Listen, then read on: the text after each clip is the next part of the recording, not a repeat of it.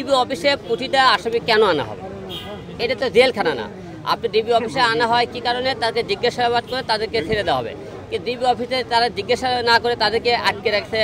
এই যে মনে করেন আজকে তার মনে করেন সবাই ভাতের হোটেলে একটা রিপোর্ট উঠতেছে। দেখেন একদিনের ঘটনা খুবই লজ্জাজনক। আর একটা বিষয় আমি একটা কথা বলছি সবাইকে, যে আজকে পুলিশ আজকে তোপের মুখে কেন পড়লো?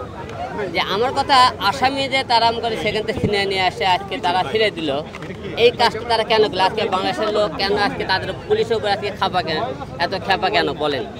আর আপনারা সবাই জানেন যে আমরা গত কয়েকদিনে যে আন্দোলন যে দেখেছি, এই আন্দোলনে আমাদের যে সমস্ত ছাত্রছাত্রী মারা গেছে এবং তাদের পরিবারের পক্ষ থেকে সবাইকে আজকে একটু আগে আমি দুইটা মনে করেন আন্টির সাথে কথা বললাম, তাদের পরিবার থেকে তাদের মনে করেন লোকজনকে ধরে আনা হয়েছে। এই যে প্রতিদিন মনে করেন ছাত্রছাত্রী যে আমাদের সাধারণ মানুষ ধরে আনা হয়েছে, এই লোকগুলো তারা কোথায় যাইতেছে তার সন্ধান পাইছে সবাই বলছে ডিবি অফিসে। আর ডিবি অফিসে প্রতিটা আসামি কেন আনা হবে? এটা তো জেলখানা না। আপনি ডিবি অফিসে আনা হয় কি কারণে? তাদেরকে জিজ্ঞাসাবাদ করে তাদেরকে ছেড়ে দেওয়া হবে। কিন্তু ডিবি অফিসে তারা জিজ্ঞাসা না করে তাদেরকে আটকে রাখছে। এই যে মনে করেন আজকে তার মনে করেন সবাই ভাতের হোটেলে একটা রিপোর্ট উঠতেছে। দেখেন তাদেরকে খাওয়াইতেছে কেন রে ভাই?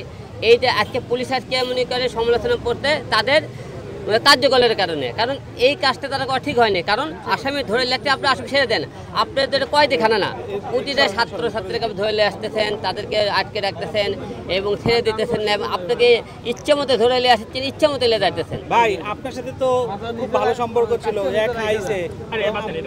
আচ্ছা, এই যে এখন অন্যরা কিন্তু বলছে যে ছাত্রদের যে আন্দোলন, সেই আন্দোলন চালিয়ে যাবে, তারা সাথে থাকবে, আপনার জায়গা থেকে আপনি কি করবেন?